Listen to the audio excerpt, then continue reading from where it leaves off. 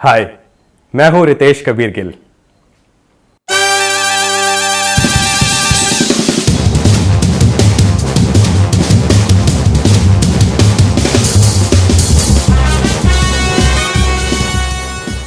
Mister Bhalla, एक बात का ध्यान रखना, वो एक डॉन है और आप एक बहुत बड़े बदमाश से पंगा लेने जा रहे हैं। वो बहुत खतरनाक हो सकते हैं। लास्ट टाइम मैं आपसे मिला था तो मैंने आपको ये बताया था कि आप जब मुंबई पहुंचे तो आप अपनी एक्टिंग करियर के साथ में, ताकि आपको कोई फाइनेंशियल प्रॉब्लम ना आए, तो आप एक साइड इनकम के लिए एक कोई जॉब ढूंढ लीजिए, पार्ट टाइम जॉब या फिर कोई साइड बिजनेस, ताकि आपके माइंड पर कोई प्रेशर ना आए। ये तो बात हो गई साइड इनकम की, एक्टिंग करियर की।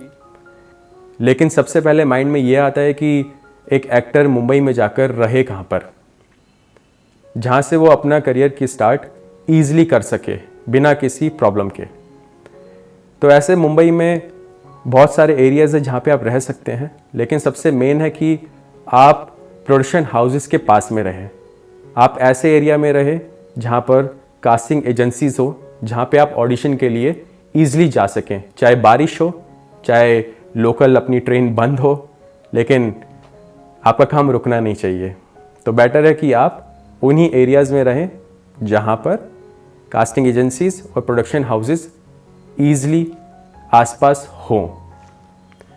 आज का टॉपिक सबसे इम्पॉर्टेंट टॉपिक है, क्योंकि सबसे इम्पॉर्टेंट है कि आप रह कहाँ पे रहे हैं और आप दूसरी लोकेशंस में होते हैं, मुंबई के आप रहने वाले नहीं होते हैं, आपके मोस्टली कॉन्टेक्ट्स भी नहीं होते कि मुंबई में कोई जान पहचान नहीं होती, तो आपको इतना पता नहीं होता।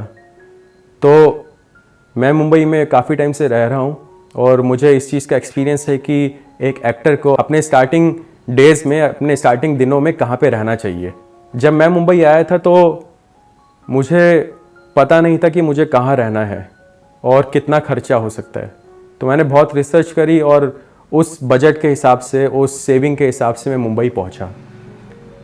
मेरे ऐसे कई लोग ऐसे होंगे जो ये वीडियो देख रहे होंगे, जो पहली बार मुंबई जाने की सोच रहे होंगे और उनको समझ नहीं आ रहा होगा कि मुंबई में मैं कहाँ पे जाके रहूँगा।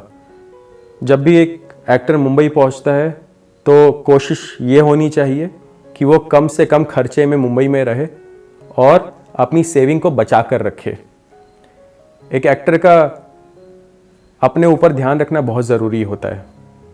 तो जितना आप कम कॉस्ट में रहेंगे उतना आप उस कॉस्ट को बचाकर दूसरी चीज़ों में वो पैसा लगा सकते हैं। हमारी इंडस्ट्री में ज़्यादातर प्रोडक्शन हाउसेस अंधेरी वेस्ट एरिया में आते हैं। अंधेरी वेस्ट एरिया में कुछ लोकेशंस हैं जहाँ पे बहुत सारे स्ट्रगलर्स लोग जो स्टार्टिंग में मुंबई आते हैं और वहाँ पर रुकना पसंद करते हैं। ये वो लोकेशंस हैं जो प्रोडक्शन हाउसेस के बहुत ही करीब हैं, जहाँ से आप वॉकिंग डिस्टेंस में हर प्रोडक्शन हाउस में जा सकते हैं। वहाँ से आप अपना करियर स्टार्ट कर सकते हैं। देखिए मुंबई में क्या है, हर इंसान के लिए जगह है। आप जैसे रहना चाहते हैं वैसे वैसे आपको फ्लैट, पीजी मिलता जाएगा। पीजी की कॉस्ट मुंबई में स्टार्ट होती है अंधेरी वेस्ट में, जहाँ पे सारे प्रोडक्शन हाउसेस हैं, 5000 रुपीज़ से। 5000 से आपका पीजी स्टार्ट हो जाता है। अगर आपको मान लीजिए आपको 5000 में ही अपना इंडिविजुअल रूम चाहिए, तो आप एक एरिया है जहाँ पे आप रह सकते हैं, जिसे हम बोलते हैं मड आइलैंड। आप मड आइलैंड पर जाकर 5000 रुपीज़ में आप एक सेपरेट रूम ले सकते हैं, जो अंधेरी वेस्ट के क्लोज में ही है। तो आप उस हिसाब से अपना बजट बना लीजिए। आपको फिर हायर एंड पे जाना है तो 5000 से वो कॉस्ट 6000 होती है, 7000, 8000, 10000, 11000।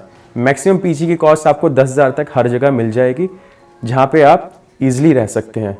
जैसे जैसे कॉस्ट है वैसे वैसे एमिनिटीज़ मिलेंगी, वैसे आपका फाइनेंशियल बजट बढ़ता जाएगा। तो आपको देखना है कि आपको किस हिसाब से कैसे रहना है।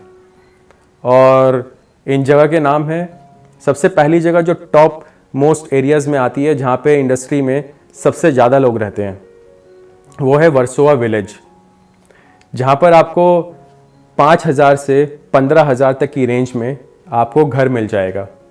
5000 में वहाँ पर पीजी में आपको घर मिल सकता है, जिसके अंदर 1 BHK, वहाँ पे कॉन्सेप्ट है 1 BHK का, 2 BHK, 3 BHK। मुंबई में ऐसे लोग रहते हैं फ्लैट सिस्टम में।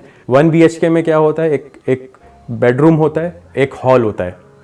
तो ऐसे 1 BHK में लोग रहते हैं जिसमें शेयरिंग कर कर 4 से 5 लोग रहते हैं और महीने का डिवाइड कर लेते हैं ताकि उनका खर्चा कम आए।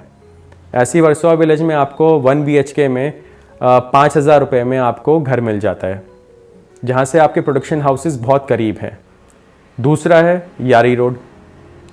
ये एक बेल्ट में आता है। पहले वर्सोवा विलेज है, उसके बाद यारी रोड है। यारी रोड में 5,000 में नहीं मिलेगा। यारी रोड में कम से कम आपको 10,000 रुपये पे करना पड़ेगा। तो यारी रोड थोड़ा सा एक्सपेंसिव हो जाता है वर्सोवा विलेज से। उसके बाद 7 बंगलो आता है। 7 बंगलो में भी आपको प्राइसिंग थोड़ी हाई मिलेगी।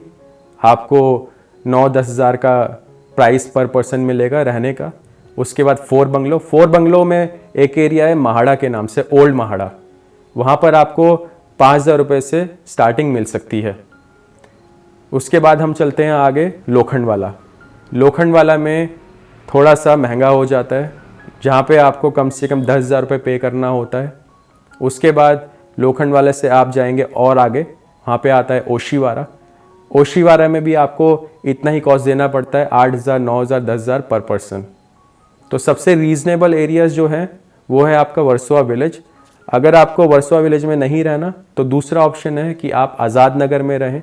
आज़ाद नगर मेट्रो की बेल्ट में आता है और ये भी अंधेरी वेस्ट में ही एक एरिया है, जहाँ से आप कहीं भी किसी प्रोडक्शन में बाय वॉक जा सकते हैं और अपना ट्रैवलिंग कॉस्ट बहुत बचा सकते हैं। अब मेन ये आता है कि मैं इन सब एरिया में तो रह लूँगा, लेकिन ये सब मैं ढूंढूंगा कहाँ से, मुझे कैसे घर मिलेगा। घर ढूंढना बहुत आसान है। फेसबुक पर बहुत सारे ग्रुप्स बने हुए हैं जो आप सर्च कर सकते हैं। मैं 2-3 ग्रुप्स के नाम आपको बता देता हूँ, जैसे Andheri west PG, Andheri west Mumbai, flat and flatmates Mumbai. अगर आप ऐसे कोई कीवर्ड्स फेसबुक पे डालेंगे तो आपको बहुत सारे ग्रुप्स मिल जाएंगे जहाँ से आप घर का पता लगा सकते हैं। दूसरा ऑप्शन ये है कि आप ब्रोकर्स से बात कीजिए। ऐसे ही फेसबुक ऐप्स पे ब्रोकर्स मिल जाते हैं, या फिर आपको विदाउट ब्रोकरेज घर चाहिए तो आप nobrokers.com से या किसी भी वेबसाइट से आप ये घर ढूंढ सकते हैं। तो आपकी घर की प्रॉब्लम सॉल्व।